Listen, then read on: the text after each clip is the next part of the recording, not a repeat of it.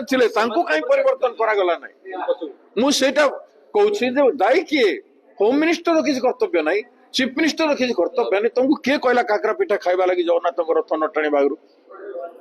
तुम भावी देइथिलो जे जगन्नाथ को टणा होने काई का ऊपर आदानी रो आदेश हे जाइतला मु आसीबी रथ जकिबो